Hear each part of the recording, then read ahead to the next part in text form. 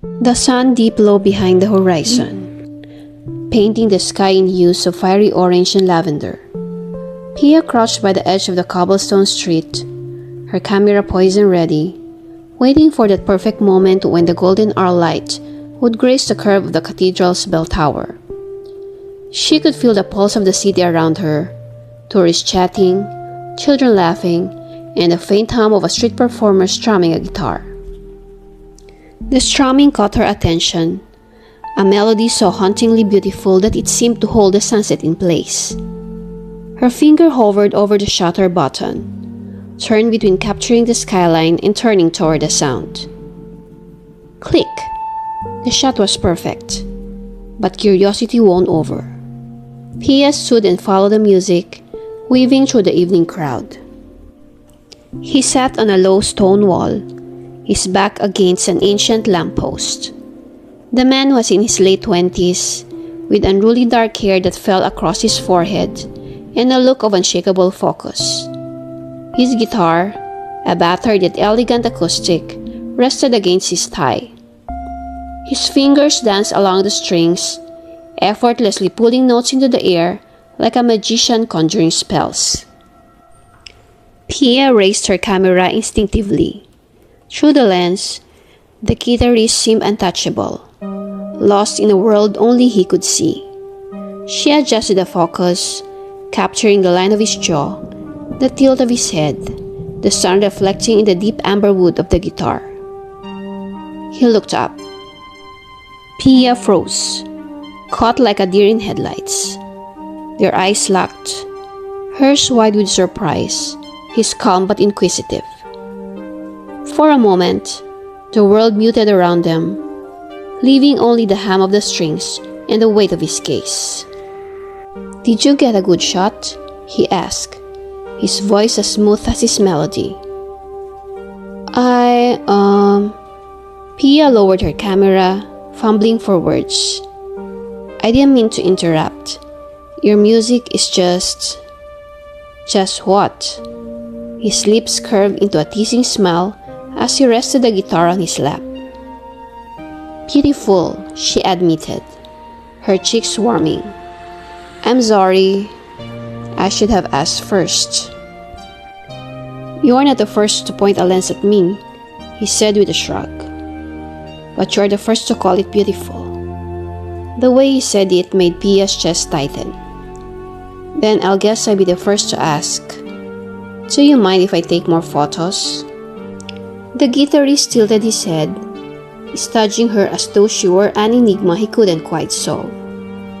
"Only if I get your name first." "Pia," she said, extending her hand. He shook it, his grip warm and confident. "Luca." "Well, Luca," she said, lifting her camera again. "Just pretend I'm not here." Luca chuckled and began to play again, the music weaving around her like a spell. Pia found herself mesmerized, not just by the music, but by the man behind it. As her lens framed him, she wondered if she'd stumbled onto more than a photo op. The city faded into the background, and for the first time in a long while, Pia felt something stir in her. She couldn't name it yet, but she had a feeling this encounter was only the beginning. Pia's shutter clicked rhythmically, the sound punctuating the rise and fall of Luca's melody. Each photo she captured felt like a fragment of a story.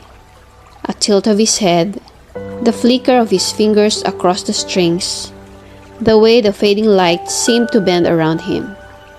She lost herself in the process, her instinct guiding her to capture moments she couldn't explain, but knew were significant. When Luca's song came to a soft lingering end, Pia lowered her camera, suddenly aware of the stillness around them. A few passers-by had stopped to listen, some tossing coins into the open guitar case at his feet. As the crowd dispersed, Luca leaned back, stretching his arms over his head. "Done immortalizing me yet?" he asked, his grin playful. "For now," Pia replied, smiling back. You have a way of making my job too easy. Job? So you're a professional? He gestured to her camera. Something like that, Pia said. I'm a freelance photographer, mostly travel and street photography. Sometimes I sell prints, sometimes magazines pick up my work. Other times, she hesitated, her voice softening. Other times, I just do it for me. Luca nodded as if he understood perfectly. The best kind of art is the kind you do for yourself. No rules, no expectations. What about you? She asked. Is this what you do? Street performances? He shrugged, his expression momentarily guarded. It's part of it. I've been traveling for a while, playing wherever the road takes me. Some cities are kinder than others. Do you write your own songs? Sometimes, he said, his voice lowering. Mostly I play what feels right. Like tonight. Pia's brows furrowed. What do you mean? He hesitated, as though weighing his words. Then he met her gaze. That last song, it wasn't something I planned. It just came to me, like it was meant to be played in this moment. Her heart skipped a beat. Because I was here? Luca's smile was faint but genuine. Maybe. Or maybe because you were supposed to hear it. The weight of his words hung in the air between them. Pia opened her mouth to respond, but the sudden burst of streetlights flickering on broke the spell. She glanced at her watch and realized how much time had slipped away. I should probably head back, she said, reluctantly. But she hesitated, feeling an odd reluctance to leave. Do you always play here? Not always, Luca said, standing and slinging his guitar over his shoulder. But I'll be around. You'll find me if you're meant to. The cryptic reply left her unsure how to respond. Before she could say more, Luca bent to collect the coins from his case, pausing to pull out a folded piece of paper. He handed it to her with a wink. Here, he said, a little something for your collection. Pia unfolded the paper as Luca walked away, disappearing into the crowd. It was a handwritten lyric sheet, the words scrawled in an elegant, slightly messy script. The title at the top read, Fragments of Light.